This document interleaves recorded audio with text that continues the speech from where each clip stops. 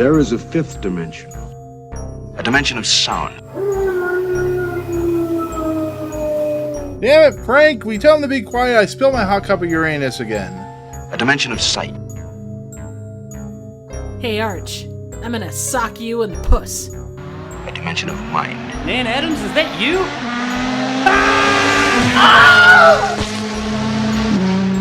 Next stop, the Twilight Zone.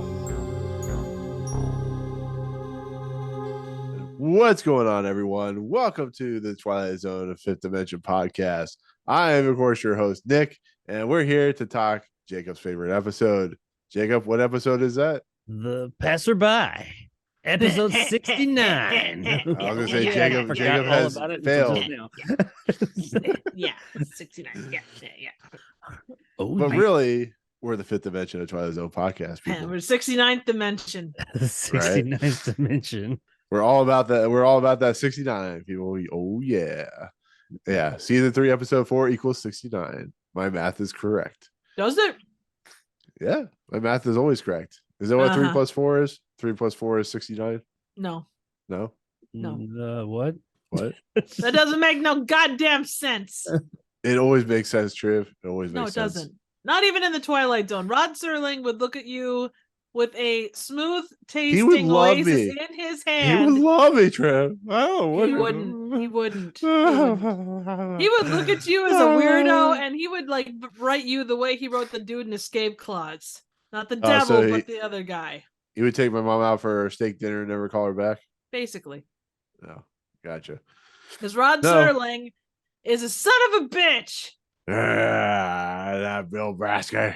No. Rod The French. Rod Serling. In all honesty, we love Rod Serling. He created one of our great TV shows of all time. That's the reason we do this podcast every week, because we love Rod Serling and his Bill Brasky. He's a son of a bitch. Anyways, we're here to talk the Twilight Zone, of course, Rod Serling's famous TV series. This week, we're talking season 3, episode 4, which is called The Passerby. We'll talk about that in a second. I meant to introduce my co-host because, I always do that. And I never forget ever that I have co-host. Ever. We got co-hosts. Co-host. Yeah, we got co-host, people. No, not co-host, co-host. But Triv, Jacob, how the hell are you doing? We're back from existence. I'm still theaterless. Hey, one day, Triv. One day. Videoless. Sarah... We're quite the combination. Contentless. Yeah. You're contentless. Yes, contentless. You're fucking contentless. Fucking in the content. Is that like being insane in the membrane? It's kind of like that. But It's- it'll make you go insane. The membrane with no Insane. content. It will make you go insane.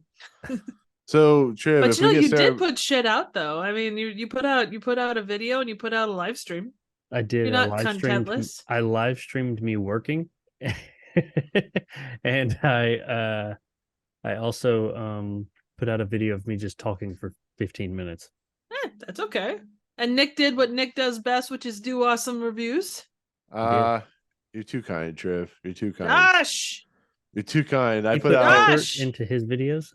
take the goddamn I- compliment, you dork. I put effort to my videos. Dude, I talked to the camera for 15 minutes and Hang didn't on, edit. hang on, I made hang on 2 here. cuts. I need to go. Oh my eyes at you guys. Jesus. That's a great effect, Triv. I like it. Thank you. Really I just did. Yeah, as she eats her popcorn. it's No, but seriously, how you guys doing? We're back. Episode 4 of season 3. We're traveling down. We're traveling down this road that is the Twilight Zone. Actually, I should do it this way so you can see my hand. It disappears. Hey, And then get your hand away from me. Mm. I can't get away. Anyway. Oh man. So I'm guessing we're doing good. We're here. Yeah. We're gonna talk about an episode that may not, I'm pretty sure it's not gonna make the top 10. We'll see how it lies, but it's a very interesting episode. Like I said earlier, it's The Passerby, directed by Elliott Silverstein. Elliott Silverstein. Albert, by all Rod that Serling. cereal. Elliott Wow, Silverstein. Shel Silverstein. Have another. right? I can't talk tonight. I haven't drinking anything, so I can't talk tonight. That's just how it rolls. Production code I see a 4817. couple of cans there behind you, mister. Wait, hold on a second. Anyways, Exactly. production code 4817. Original air date October 6th, 1961. Stars James Gregory, Joanne Linville, someone by the name of Warren Kemmerling, Rex Holman, David Garcia, and Austin Green. Yeah. So here's an episode that is an episode between two really good episodes, I guess you could say, but Passerby, Civil War episode. It is not the cream filling in the middle of the Oreo. I mean, it's some kind of filling. It's some kind of filling. Whether it's a good filling or not is the question. It's walking that filling. remains. This is like the Big Lots Oreos you find. This is the cream filling cookies in the middle of those. Oh, so it's like the dollar store brand version. It No. expired This 2 months is ago. at least family. This is at least Family Dollar. Dollar Tree. Yeah, Dollar What the Tree. hell was that? Yeah. Oh, you don't know Dollar Tree? No. I thought I heard a dog. Maybe it's on my end. There's a lot of people. It's my dog. Let me tell him to come. Come, Stains.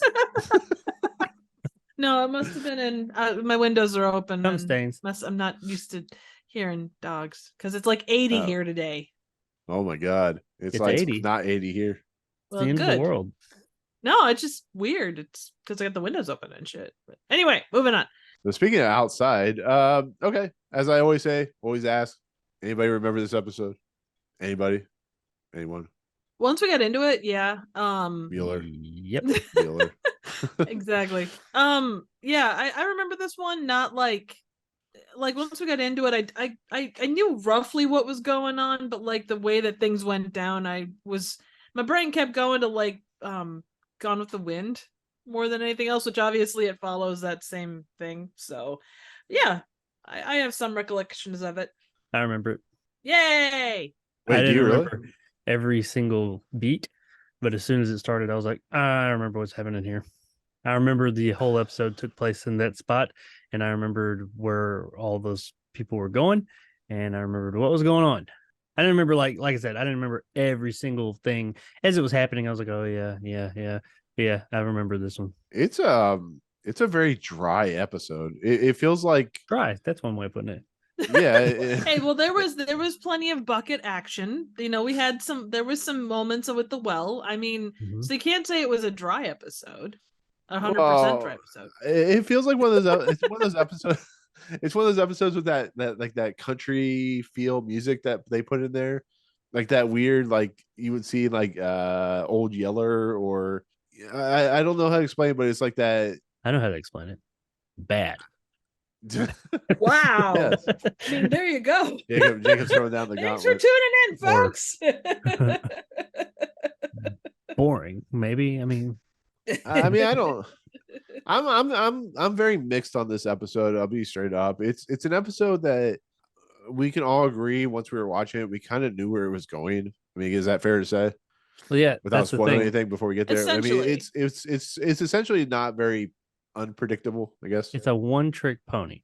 The episode is 150% reliant on its twist that you pretty much know. Even if you didn't remember it, you know it after the first encounter with someone that's walking, one of the passerbys, whatever. And it just doesn't have anything else. It does not add anything else besides that whole thing right there.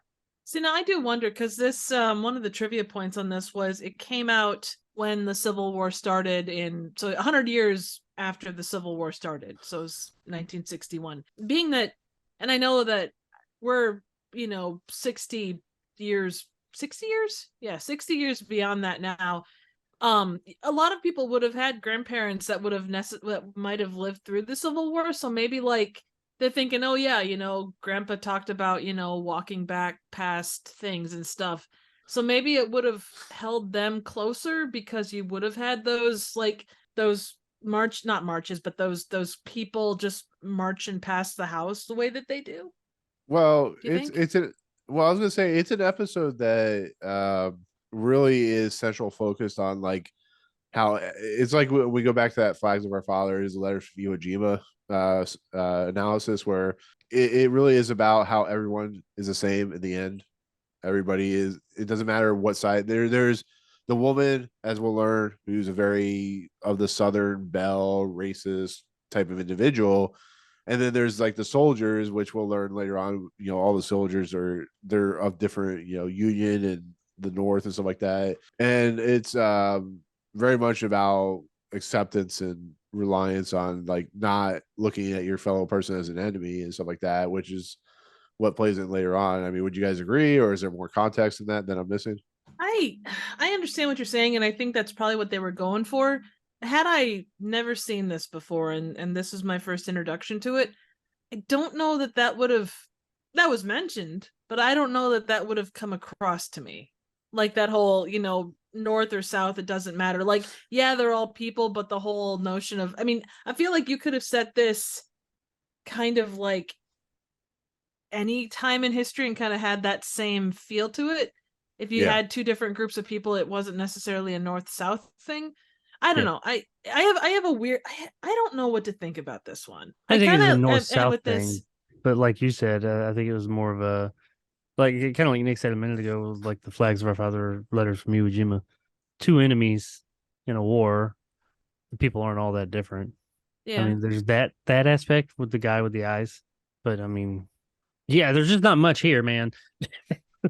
I'm left with this one the same way I am with The Arrival. Like, I don't know honestly what to leave with this one. To some extent.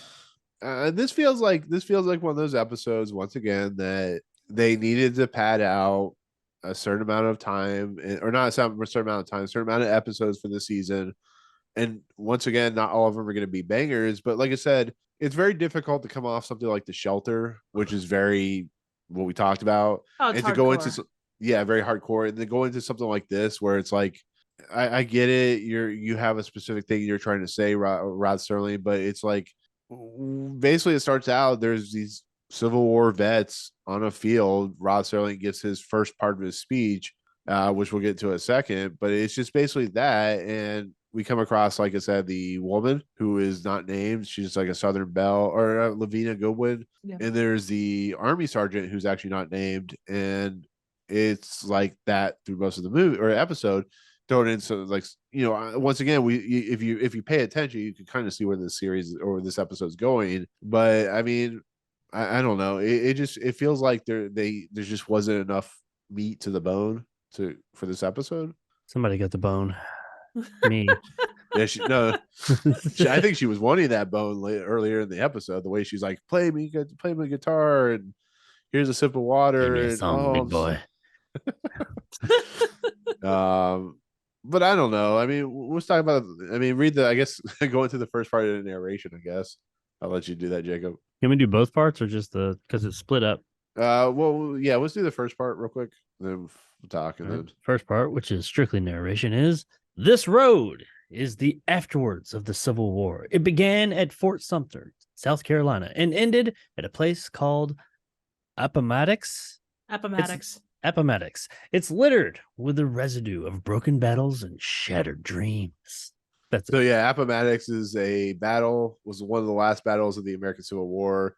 It was a final engagement between Robert E. Lee and Ulysses S. Grant. I think it's where you like paid attention in school and shit. Holy crap!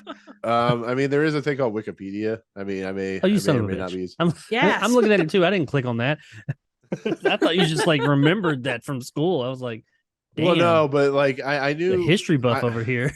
Well, no. I remember Fort Sumter is a pretty important war, but Appomattox is also pretty important just with the end of the war. And I knew that. I knew all that. You could tell that this was like, even with like the soldiers walking down the road, it's pretty much the end of the Civil War for the most part, what they're going for. And like I said, let me just ask this: like, you get that part, and then you have the Confederate Army soldier who shows up to this woman who's sitting in a rocking chair.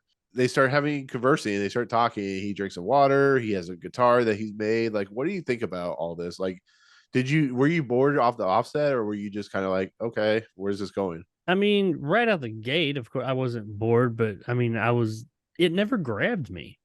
and I like being grabbed. It just like it started, and I was paying attention like any other episode because it's like, okay, you gotta give it time to get started and get its hook out there.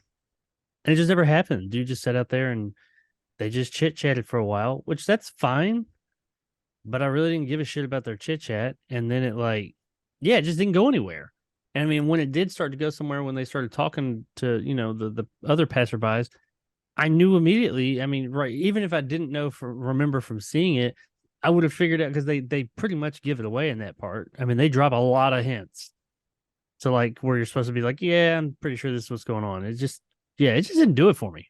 I wasn't interested in anything they were saying. I was just sitting there like, all right, this chick's waiting for her husband. He's probably dead. And this guy's taking a break and playing a guitar. Yeah, I mean, yeah, it's what about you, Trev? This is definitely a more quiet episode. I mean, again, like you said, coming off a shelter, you would have to have some pretty big balls to be able to match that. And it was definitely a quieter episode. And I think in that, like, there were moments when the quiet really worked, like, because, they're both, you're defeated, you're coming back from this place that you've lost everybody. I mean, dude had his foot shot off. She was coming off being sick. I kind of like the way that they played it. You're in this just line of despair.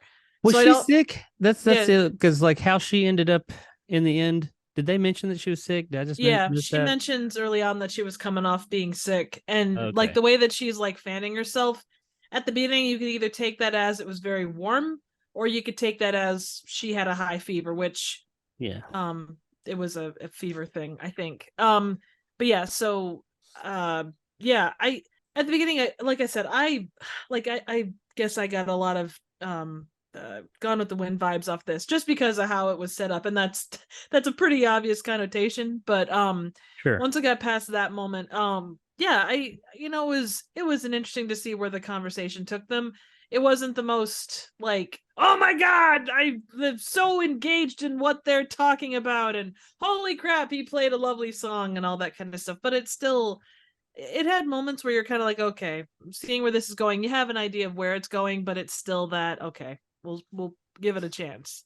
Yeah, and a lot of it deals with like PTSD situational, because like she's talking, like the guy's talking about how the trumpeted jums and beat the Yanks in a month, or she talks about that, and that nothing, like there's a lot of like remembrance and stuff like that of like what happened during the war, how they thought the war was going to go down, and that stuff is interesting in the simple fact that like even today people dealing with like wars that are kind of stupidly fought and stuff like that, about how people come out of it. So like for instance, when what's his face comes down the road and she recognizes the guy and he just kind of stares off into nothingness, it really is trying to deal with, I think it's really dealing with that sense of like, where do you go from here after you fought this major disaster and major problem battle and stuff like that, like the Civil War. And it's just weird because it just shows that wars suck in a lot of respects. So well, and you think about what was coming next, and not that you would have known it here, but all the crap that came with Vietnam and how people came back and were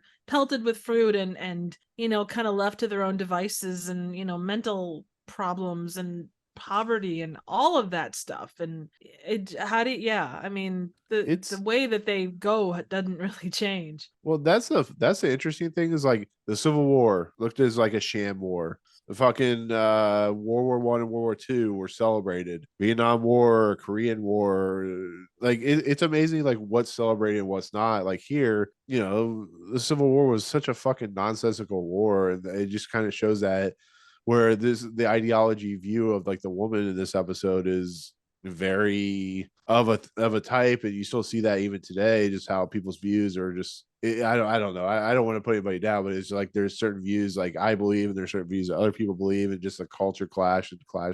You see it even here. It's just it's crazy that, because you said a minute ago and like put it in perspective for me, the Civil War only happened 160 years ago. Yeah. It feels like, I mean, not that I was there, but like just it feels so much further away than that, because 160 years is not really that long in the grand scheme of things. Oh, and I mean, that just seems like, well, I mean, I knew what year it took place. I never really thought of it that way. To like put the number to it, I'm like, damn, that's, I don't know. You always kind of like think of it as like hundreds of years ago. And it's like, no, it was just 160. I mean, the country is only, what would it be? 200. 270-ish. No, because it'd be 200 Man. would have been 76. I know to some people that seems like a long time, but I don't know. To me, that's crazy. It didn't seem that long. Oh, but it's really whatever. not in the grand scheme if you think about like other. I mean, we're still very much a baby country compared to a lot of places out there. Oh yeah, we are. We're one of the youngest countries around. Yeah. We still act like it too. We're in the age of 50 years. You know what? Oh hell, that's the whole world. A lot of country. Yeah, I was gonna say every country in the world, regardless of age, acts like that. They're all teenagers. Exactly, and that's why I was gonna. Well, I it's forgot still what I was gonna say. people, but People I are will. I people. will say, I feel like the lady really was like she didn't have anybody to talk to about all this because she sits on her porch. Nobody comes up by and large, and I'm sure that there were people that stopped in for water, but that was probably it. But she feels like she was holding in all of that grief and just disappointment and disillusionment with how badly things went and just bitterness. See, we'll talk about this later on, but I'm surprised they didn't play into the fact that like how long has she been sitting there? Like there's always that idea of like what happens to a person, like if they well, I don't know if I want to get into it right now, but like just the idea of like it doesn't really explain how long she's been sitting there, how long she's been doing that. And on top of everything, if you look at the house looks like dilapidated. It's really kind of once again, it's really kind of like speeding towards the finale that you think about that you know about, and just like you look at her house, it's like why is she at this house? What I don't know. Well, Well, lots here's of my places question. were kind of war torn back then Yeah. during that Well, period. and here's my question. Like, given what we know for what's coming, and I'm not going to give it away until we talk more about it, but I when seeing this and when like even on my first viewing, I always just assumed that like all of the stuff that's there is close to the like it's not where she was, it's where she ended up. Like she just like there is no time there. Yeah. Like time is meaningless. Does that make It sense? is. That's usually what you Yeah. get in those types of Like that kind of stories concerning- limbo-y. Yeah. That kind of limbo-y place. Like it's not a place and a time. It's just Yeah. there. Right. Yeah.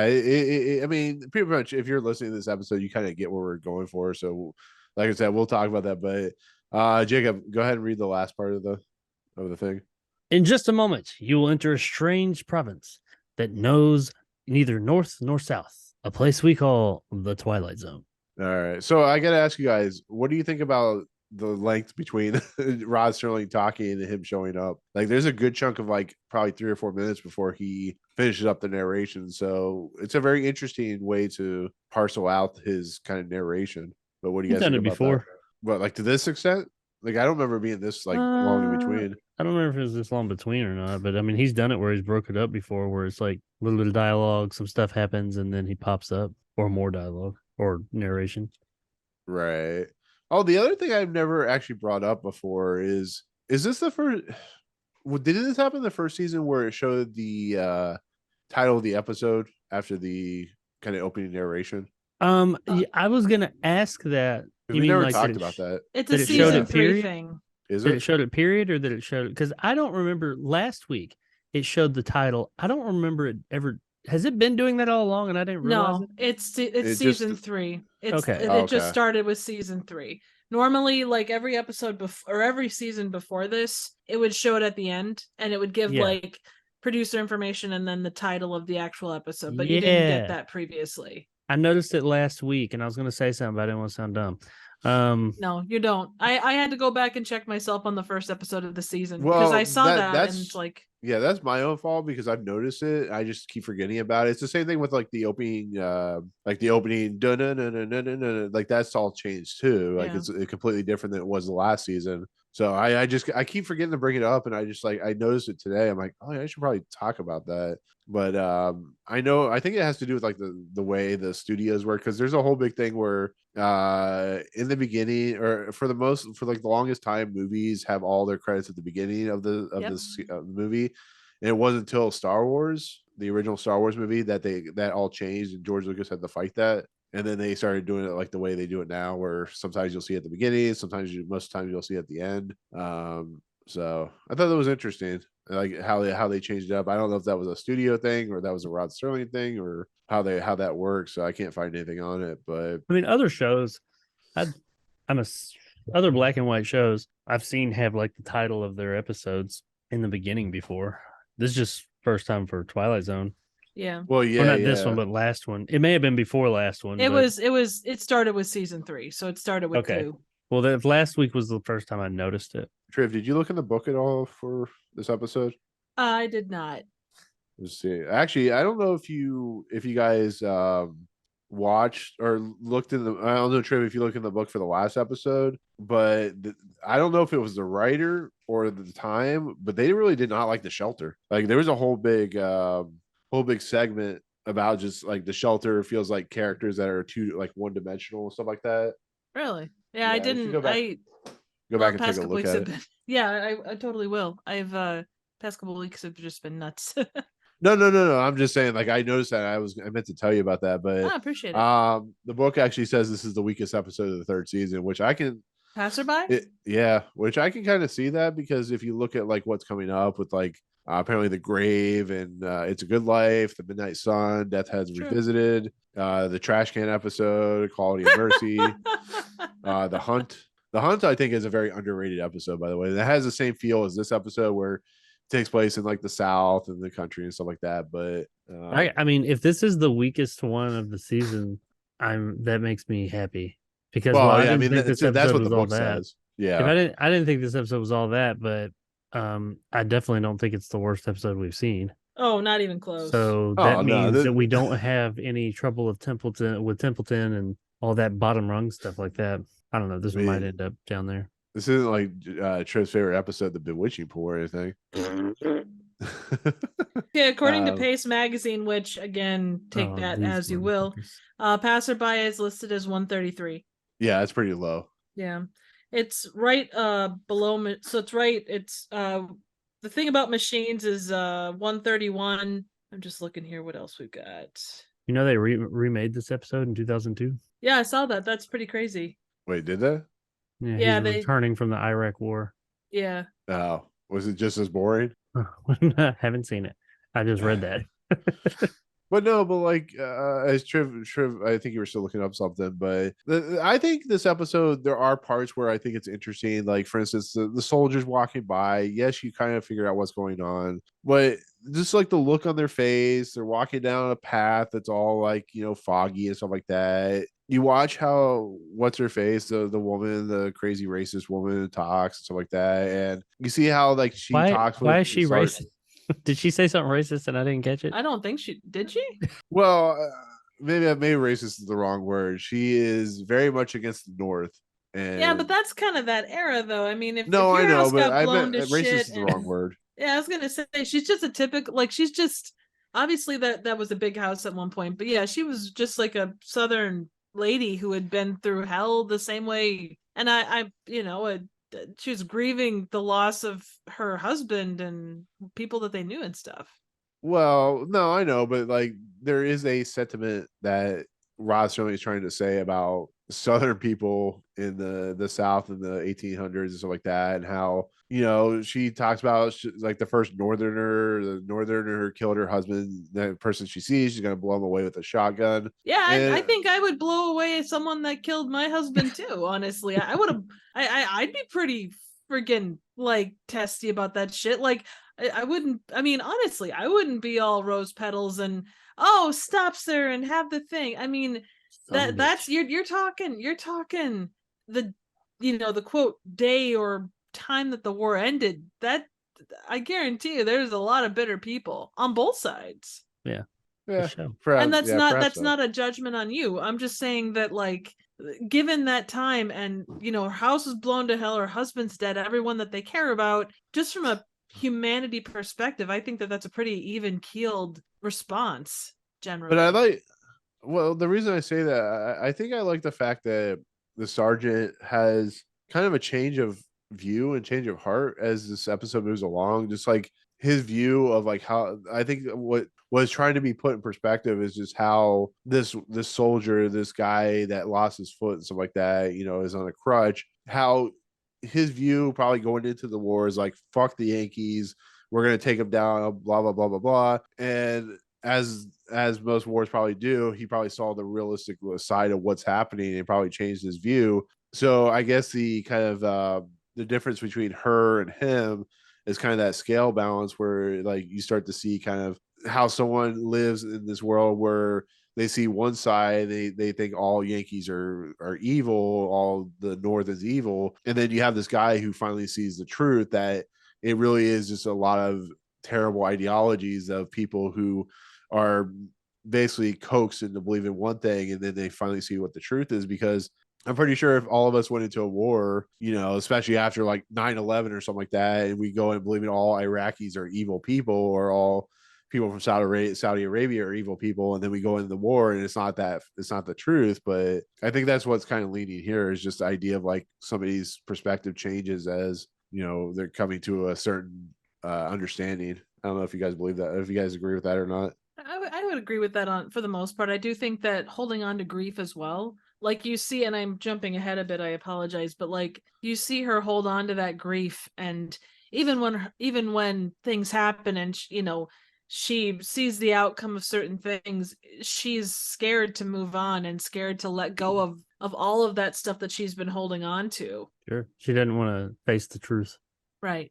Yeah. And there's always that sunken cost fallacy where like I've put all this feeling and all of this stuff into this thing. I can't let it go, you know, even to her detriment.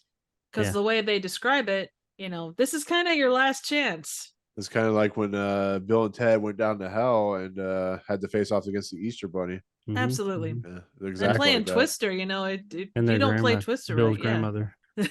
Granny S. Right. Preston, Esquire. Having to do 100 billion infinity push-ups, you know, it's like that. Ouch.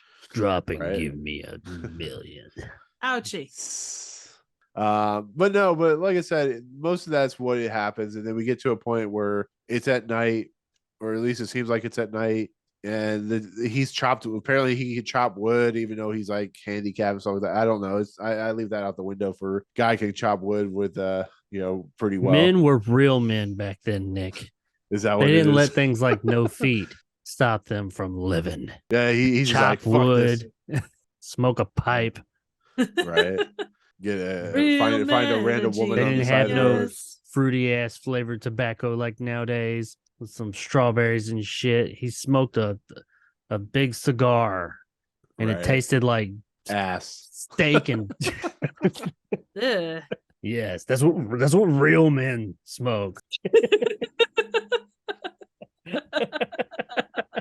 Okay, anyways, it's at night and dude walks up completely in the shadows. I think that's a really well put together shot. Dude on a horse comes up, like you can't see his face, can't see anything, you know something's happened.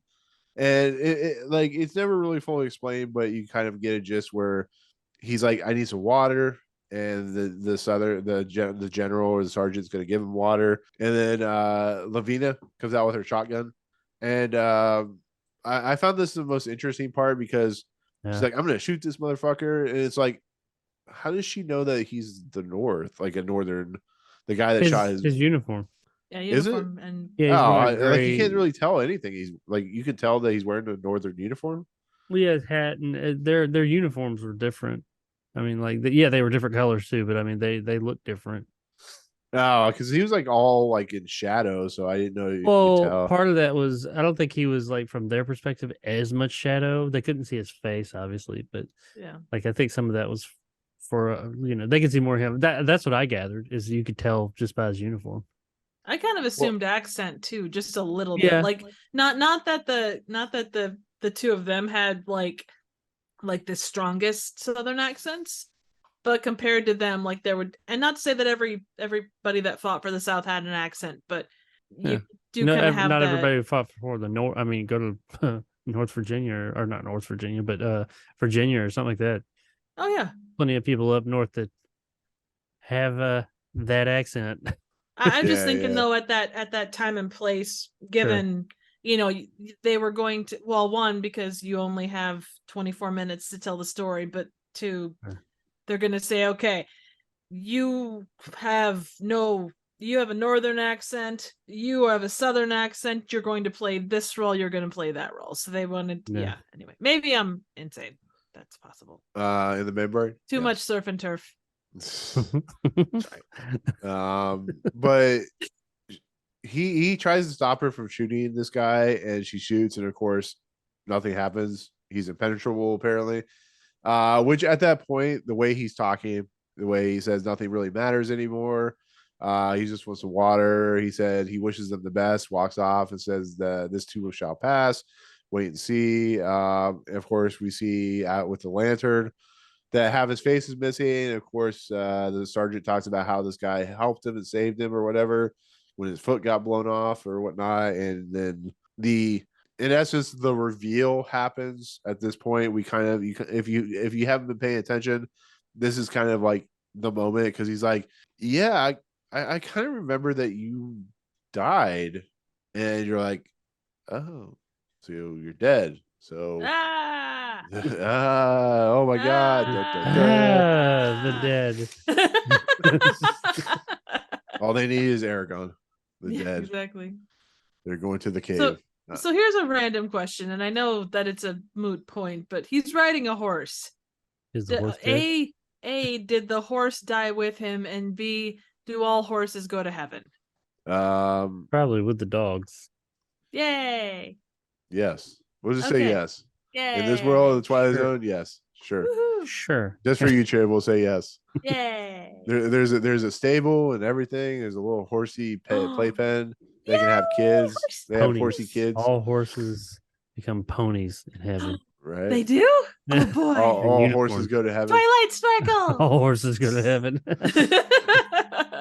I think there's a horse named Itchy. I can't remember, but Oh. yeah. So at this point, we'll just say like it's obvious that at least one of these main characters is dead, has died. Who the main character is not fully explained at the moment, but you kind of get the idea when he wakes up in the morning. He's been thinking all night, and he's got to go down the road. It's like it's so obvious that you can kind of see if it's like hitting you in the head with a surf and turf, piece of bread or some shit. I mean, I don't know, but I was gonna say with a bullet. Piece of bread. yeah, So surf and you turf want- piece of bread. You don't put yeast in the surf and turf. Not this one, okay, sir? Ew. Ew. And for that joke, find the deleted scenes. But no, in all seriousness, though, I mean, I don't know. What do you guys think? I don't really know how to explain this episode, because it's like it's a bunch of talking. It's a bunch of talking about what war does to a person and how people view the war and what happens to a person when they have PTSD and all that stuff. But I mean, what do you guys think? It's an episode that had a neat idea of an idea. They had a neat framework, and they just didn't flesh it out properly. It was not I'm not even going to say the execution. The execution for what they had, because I know I blamed something a while back. I said it's the execution that was the problem. This, because that story, I think it was what you said a second ago, Arrival. Yeah, had an interesting story. And even the way the written story was interesting, and just part of it was not executed very well. Part of it was executed really well. This doesn't really it has an interesting idea, but the story itself is not all that. It's kind of nothing burger, and the execution's fine, but the story just fails at every turn or fails the execution at every turn, because there's decent stuff in it. Like their conversation, I wouldn't mind. I'd be okay with it, but it just has no real point as far as this 24-minute story goes. Well, I don't know if nothing. I don't know if I necessarily call it a nothing burger. I mean, it's an episode with a lot of messaging. It's just, I think the messaging is just lost. Not really lost. It's just, I think it's just plotting. I think it's what it's trying to do is very important in the simple fact of war and how war affects people. But it's well, yeah, I think setting against this backdrop is what maybe it's just me and my view of Civil War stories, especially when they're fiction. I don't find it very interesting. I like stuff like Gettysburg and stuff like that, but when it comes to this stuff and it's 24 minutes, it's just two people talking about the shit that happened to them. I guess I don't find that. I guess these are the type of episodes for a series like this I don't find very intriguing. Well, that's what I'm talking about. Their conversation The episode had some points it touched on. I feel like they wanted to talk about, but they didn't really go into. And those points could be good points, but they're not done very well. And every bit of their conversation doesn't amount to anything as far as the story's concerned. Yeah, I mean, it doesn't really move the Yeah. characters forward very much. It doesn't move the story forward. It doesn't do it. It's just it's leading to a conclusion where somebody it's like the Sixth Sense. It's leading to even though that has a great story, it's leading you to a conclusion where the main characters have to come to a revelation or realization of why they're even at this point. And like I talked about earlier, how long has she been sitting on this porch? How long has she been sitting there? Like, does she remember anything past the point of, as we learn? No, I think that's how like that purgatory kind of situation works, is like time is kind of like, it's limbo, basically. yeah, it's limbo. Yeah. But think of it like this, as far as that, because that's my biggest problem with this episode is all the talking they do. And I don't mind. If you got two characters talking about interesting stuff, I'm cool with it. I'm down. But I sat there and looked at what they were saying. All their conversations. All right. So when they meet up, pretty much from the get-go, from the small little transaction that they have there, that her husband's at war. He's on his way back. The war is over. They're on their way back. All these people are walking back from the war that just ended. She is waiting on her husband, and her husband's at the war, and she's afraid he's dead. That's the information. You get that real quick. Everything after that makes fuck all nothing. It doesn't do anything. Because at the end, when they get to the part, because it kind of kicks off the end closer, or more or less the twist, when they get to the guy with no eyes. I mean, there's a couple of times, like when she meets the one guy, she's like, oh, there's blood in his head. But really, all that aside, you don't know anything more than that when you get to the guy with no eyes, as far as their conversation. And all it is their conversations. You gain nothing else from their conversations, because right out the gate, pretty much waiting on her husband. This dude got hurt. Everybody's on their way back from the war. Nothing more by the time you get to the end of the episode. So all that conversation they had is pointless as far as for an episode. It doesn't push anything forward. And I think that was my biggest issue with it. Not really the story, not really the, what it had to say and all that. I didn't have a problem with that. It was not even the execution, just the writing. It was just kind of dull. Like, this is, because the act break they're waiting for the end. Right. They say they're waiting for her husband. They're waiting for the fucking end of the episode is what they're doing. And me too. Yeah, they're literally sitting on the porch going, they're thinking to themselves, they're looking over at Rod Serling like, how much longer? Yeah. I mean, hell, the act break doesn't come till 17 minutes into the episode. It's like at some point I'm like, is there even an act break in this? Like, are they doing like maybe we'll see a play or something? I mean, I don't know. I think that's what this main problem. And Trev, I know if you have anything to say, please. Oh no, I was waiting for you guys to do. I kind of looked at this like, and maybe it feels like it should be a poem. Like, this doesn't feel like it should be a TV episode, but because there is a lot more to say, like, because what they're saying and everything that's going on and the experience of these soldiers walking down the road, it all kind of feels like something that could be well written out in some kind of verse. We trudged along the dusty road, leading from death to place unknown, or whatever it might be. Like, there is that you could have some very eloquent ways to describe what's happening and the way it looks, and trudging past, ruined place after ruined place. This widow that's waiting for, a man that will never return, who she herself has succumbed to, like, suffering unknown, or whatever it is. There's a beautiful verse in here someplace, but to have it show up like this, the way that it's done, I don't feel like this was the right medium for this story. That's what I think I'm coming back to. The idea of it's cool.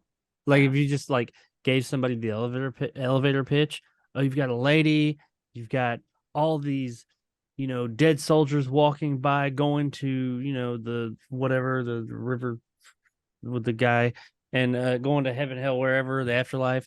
And she's waiting on her husband, and one of them stops, and, and she doesn't know or they don't all know they're dead or something like that. You're like, okay, cool. That could be cool, but it's just not written very well.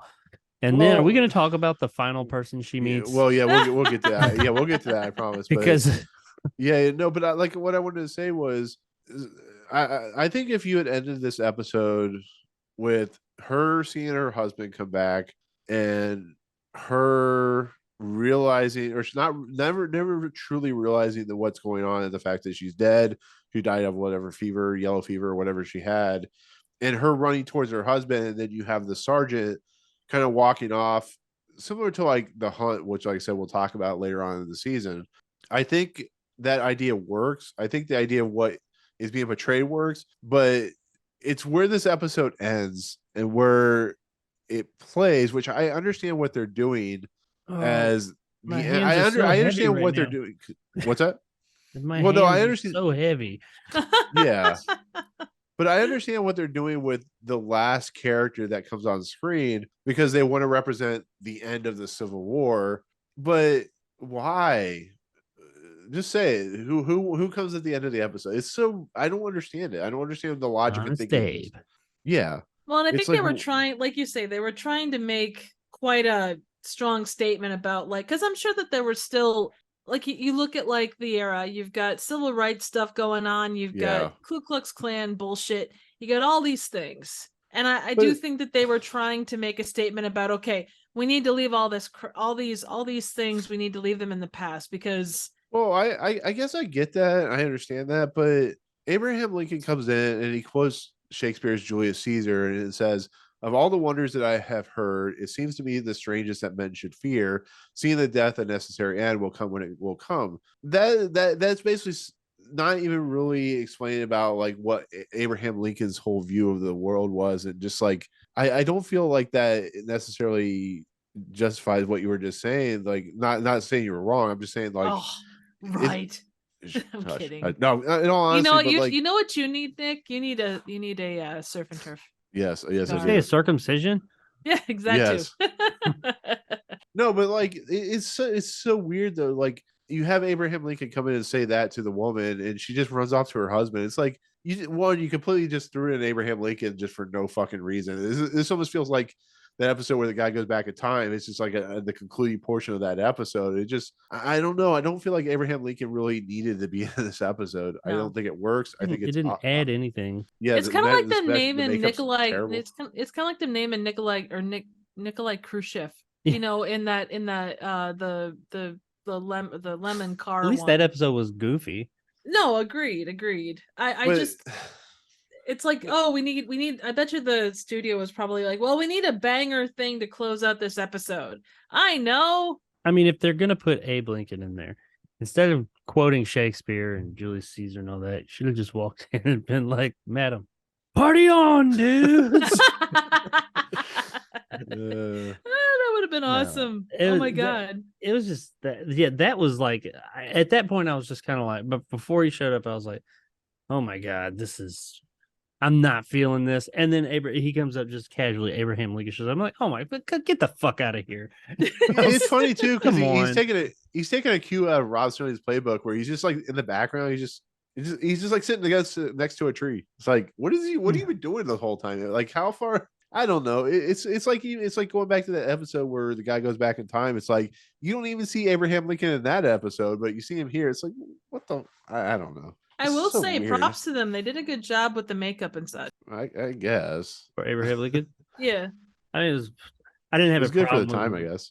Yeah, I didn't. It didn't stand out negatively or anything. So yeah, I was cool with that. I was more But, just like, really fucking Abraham. How long's this shit got left?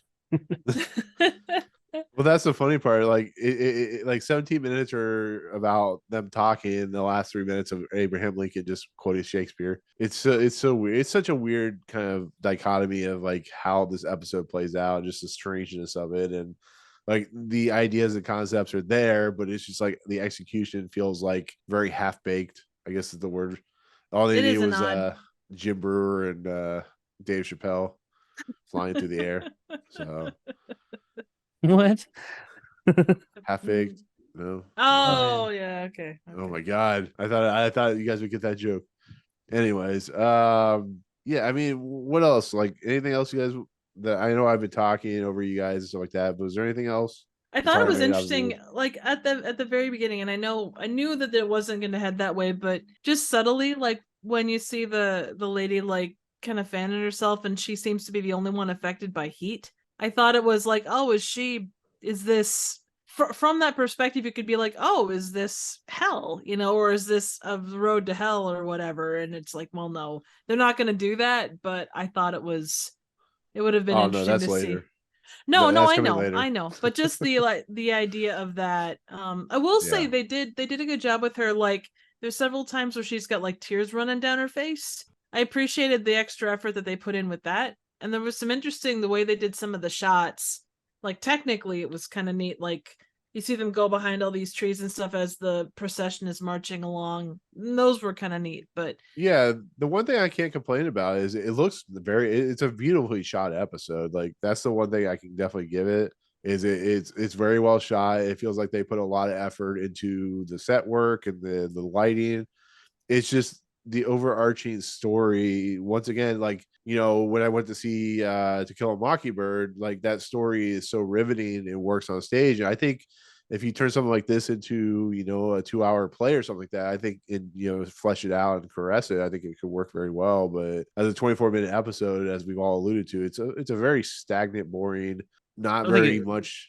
Yeah. The twist and everything would have could work, but usually when you have that kind of twist, you've got some other kind of substance in there in between. yeah, The twist, like look at The Sixth Sense, similar twist, right?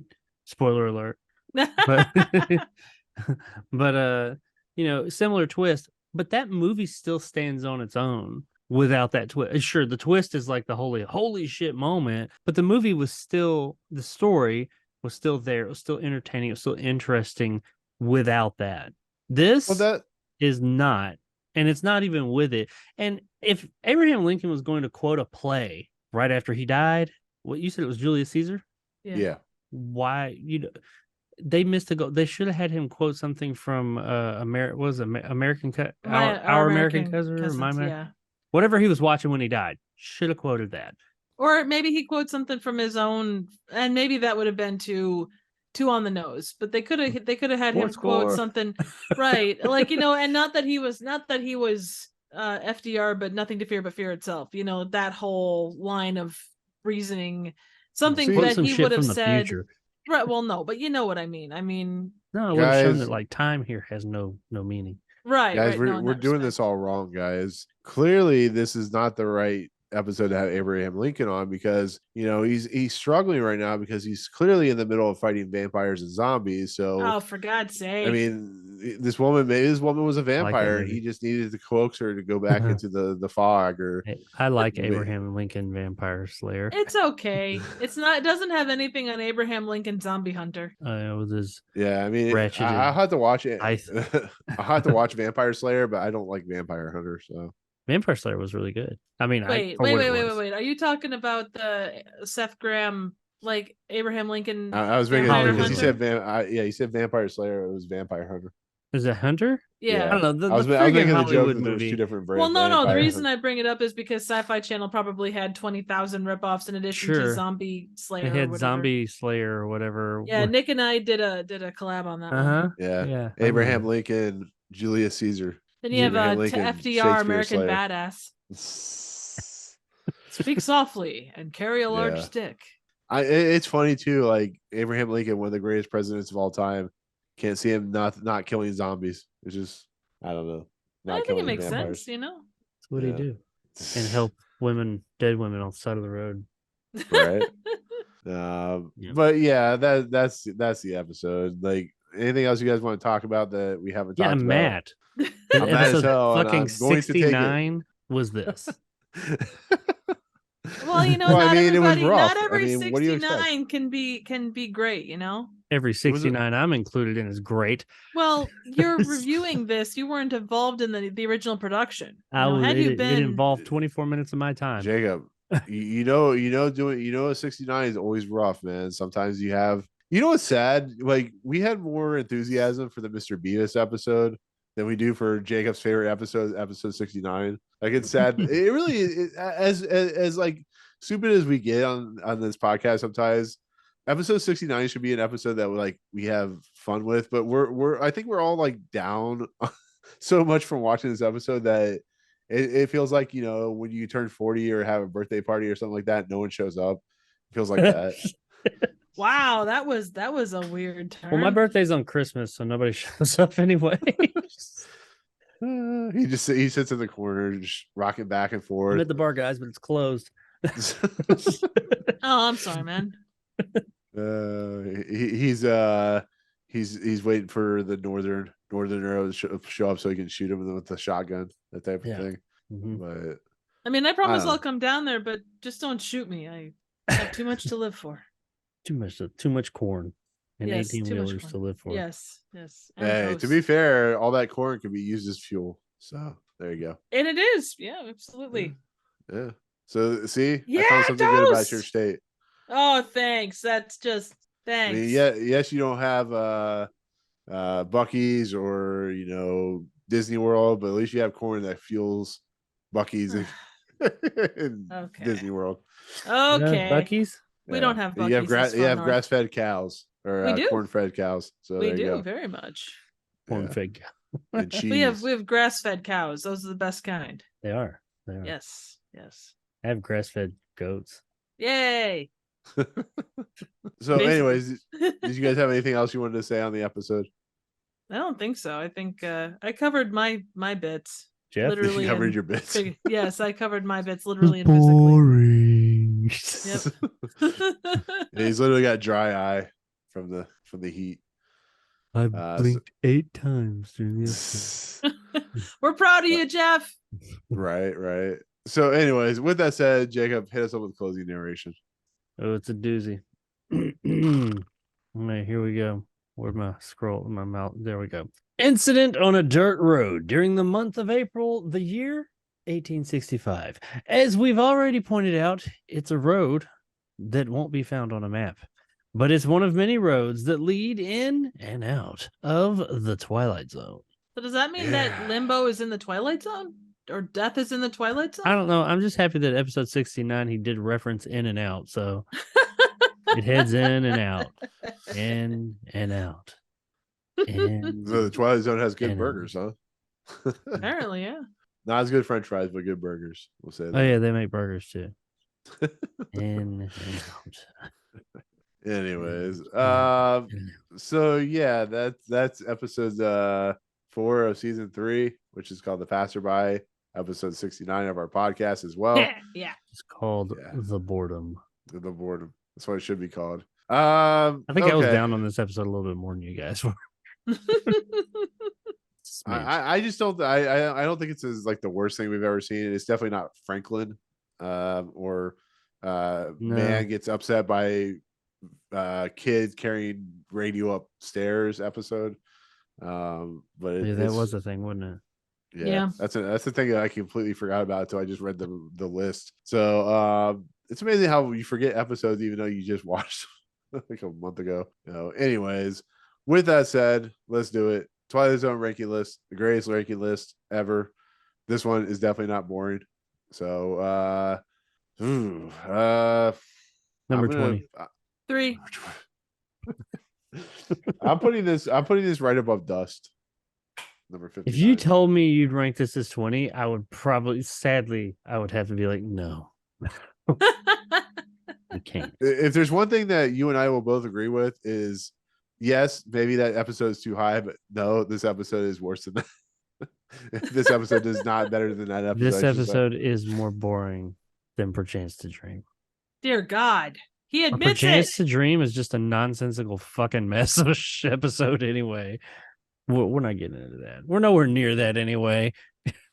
Where is but this yeah, at? Come on down to this second message you sent. Wow, so I don't yeah- know that I would. You'd go that low with it. Yeah, I think Dust is a better episode. That's the one with the kid and the Where's magic Dust? dust. Yeah. Oh, is that the Or maybe this Western would be one? right above it. Yeah, Yeah, that's well, a that was the one Western with the Mexican family who Oh, has yeah. their son is gonna be hanged or Hell. something like that.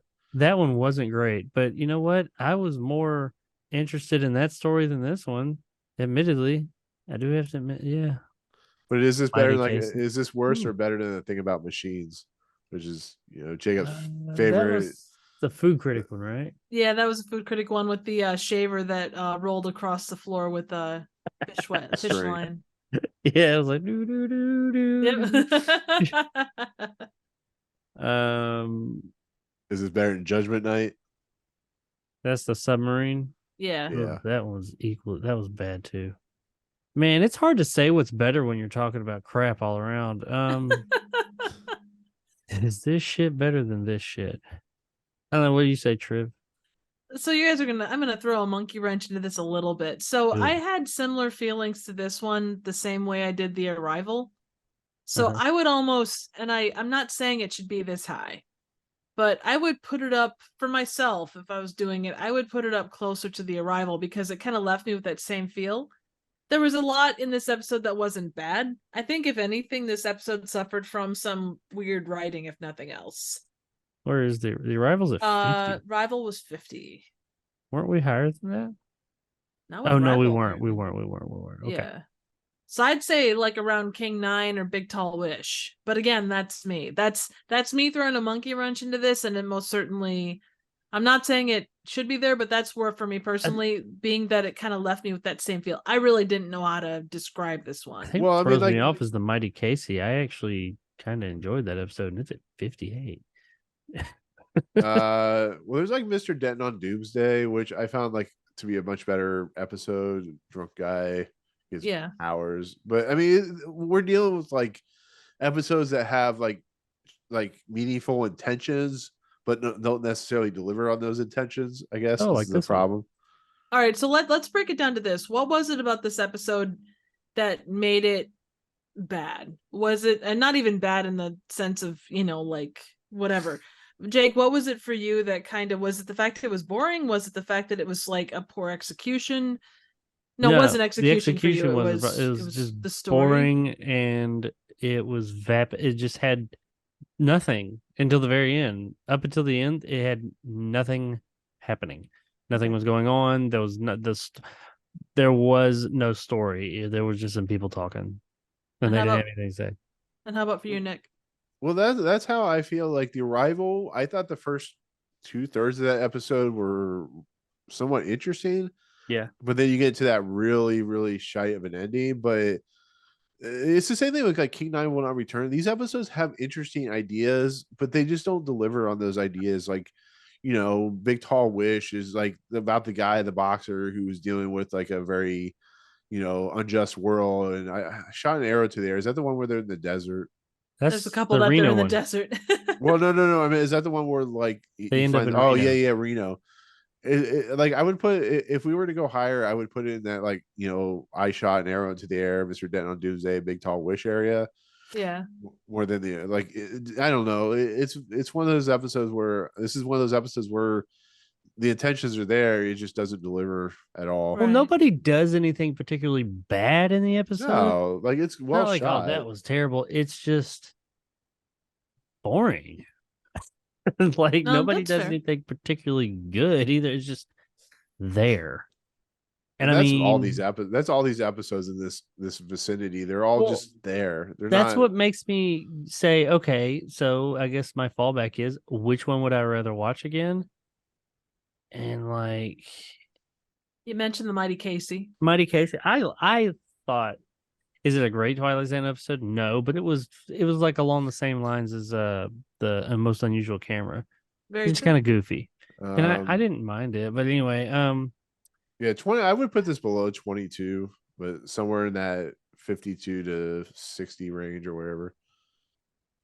It is difficult. yeah, I because felt about like this, The like I Arrival is did pretty bad. 22. 22 was a bit more entertaining for me. 22 had a bunch of, it got my mind turning, saying, "Oh, she should do this," or "I hope she does that. I hope she does this," and she never does any of it. So like, but that was entertaining, I guess. King 9 Will Return, I did not like. I thought it had a terrible ending. That kind of ruined the whole episode. It kind of did the same thing, like where it's like, oh, hey, everybody's dead. Yeah, it was kind of like not much is going on, and then it was a little bit more intriguing though. Yeah. But its ending was just teetotal. I mean, this one wasn't great either, but its ending was just like this is stupid. Well, and that one led off season 2 too. Yeah. I'm right around in that area. Like King 9. I think that this is, I don't know which one it would be. Would it be? It'll be right around the King 9 will not return. I mean, I'm finding it hard to say which one of those I'd like to watch again. Neither, but that's not an answer.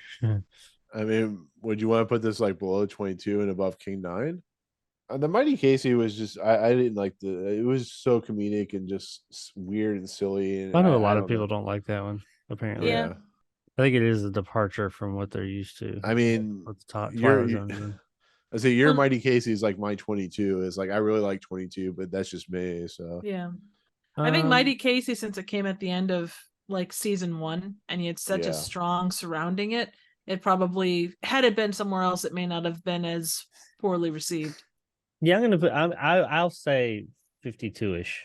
I think Triv said 50-ish, so we're right around the same area. Yeah, no, absolutely. And I just said Yeah. that would be my highest point that I would go with that. Yeah, so you think right between 22 and King 9? I'd say. what That about sound you, good. Nick? 'Cause you hit it, like way down. As long as here's how I look at it. If it's in this kind of range, even though we may think like I think Mr. Denton on Doomsday is better, it really is just a collection of just like mediocre episodes. And ranking between 52 and 60 is like ranking, I don't know, the different versions of Coke. They're all the same in forms, but just a little different. Gasp. I don't know. No, I think I'm good with that. Yeah. Anybody else have any? Anybody else want to Jeff, chime anything to in? add? I was so bored. I don't give a shit. Oh, wow. Funny. So okay. So I think that'll work. I think we all are in agreement for the most part. Different spots, but for the most part, that's pretty close. 10 years when we finally finish, we're like, why did we put that there? So we asked that now as of the past couple weeks of stuff. So right. So yeah. So with that said, new number 52 is The Passerby. Good place. Number 1 is still Eye of the Beholder. Number 69 is The Trouble with Templeton. Much better, I'm sure, episode 69 if we had done that episode. But next week. And I would like you to note, Nick, what is that number 3? So next week. So anyways, we're going to get back on track with a much, much more improved, probably one of the more classic episodes of the Twilight Zone. One that, usually runs on like the 1st of January, is one of the most recognizable episodes, I think, outside of like the Monsters Doing Maple Street and Eye of the Beholder. And the shelter. In the shelter. The Well, for Invaders. us, the shelter. The Invaders. This is the 70th episode of our podcast, as well as the 70th episode of the Twilight Zone. We've done more episodes than that. Yeah, we've done more than 70 Yeah, we've done like 73. because we did the movie, we did the it's the recaps. 70th episode of like the actual Twilight Zone, not spinoffs. I'm calling it the 70th episode of our podcast. How many episodes is it that I'm included in? 5. I don't know. Season 3, 60-ish. season 3, It's more than episode that. 5. I only missed 9. Oh, you only missed 9? Oh, sorry. I like how Jacob's just like, 61. he's like, son of a bitch. What the fuck is wrong So with you people? that means that 69 for you is still upcoming. No, 69's always coming. Cum stains. Sit on my lap. Cum stains. Oh All god. right. Anyways, so with So we're that gonna said, we're gonna have to celebrate like Jacob's episode 69 when that comes, even though it's already came and is always coming. Hasn't Hasn't So- come yet. And anyway, So- yeah. coming. anyways, came. You're edging. You're edging. yeah, you guys really are trying to demonetize me, aren't you? Yes. Son of bitches. It's like I don't make enough money anyway. So First the Nazis, now coming. No. And then the the next big week, wheels. edging. We're going to the edge of the Twilight Zone. Yes. So, anyways, with that said, next week's episode will be season 3, episode 5, called Game of Pool. Classic episode, directed by Buzz Kulik, written by George Clayton Johnson. This is an episode that stars Jack Klugman and Jonathan Winters. Once again, 2 famous actors in an episode that I find endlessly interesting and entertaining. So we'll look forward to that. But yeah, there we go. That is The Passerby. Triv, Jacob, until we record next time, it's been awesome. Jacob is scaring me with his stare. Jacob, tell us how you can find your content. I don't know. Somebody Yeah, needs to stare tell into his me how to face. find my content because I clearly can't find it. No, I do. I have content on YouTube at Jacob Andrews Reviews and at Retro Jake. So 2 channels. Retro One Jake man. asks why. XY, yeah, Retro Jake XY. Somebody already had Retro Jake. So, Do we need to kneecap them? So you're Yes. right in the middle of the axis and the vertical Yeah. and horizontal axis. I had to put something on there. I didn't want to put like Retro Jake 6969 Bong Ripper or something. That'd be way too long. No, like yeah, I have 2 channels. The Retro Jake one is very small, but hopefully growing soon. I have a video that went up just a few days ago as of this recording, explaining where I've been, what I'm doing, and where I'm going. And I have done a stream, and I plan on doing another one. And I have some content that is coming very, very soon now. I'm putting the finishing touches on 3 pieces of content today, and that should be going up hopefully tomorrow, the next day, and you guys will see it within the week. Nice. So by the time this airs, because we're shooting a little bit, or I guess not really earlier, by the time this airs, hopefully it will be almost available for everyone to see. Like the week that this goes up, I'm hoping that the first video goes up. So Woohoo. There yay, you go. regular content coming again. Yay. Excelente. Triv, you have Turf and Surf content that is about James Corbin or James Corden and Henry Nope. Cavill. Nope.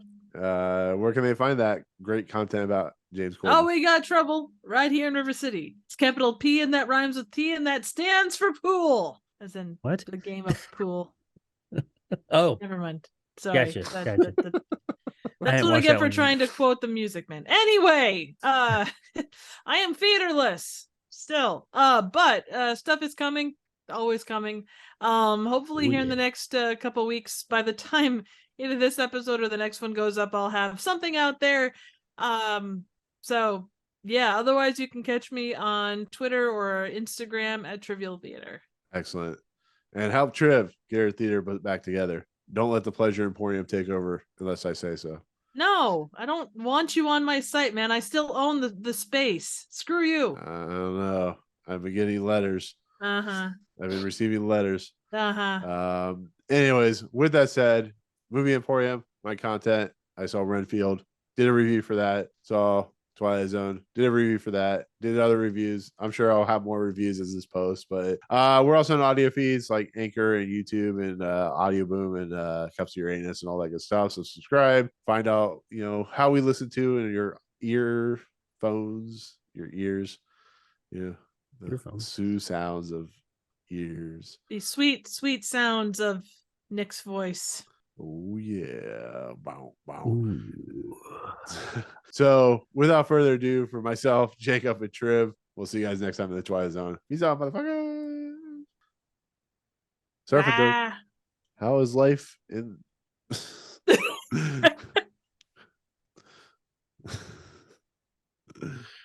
Come back, Jake! Come back! Jeff! I'm back.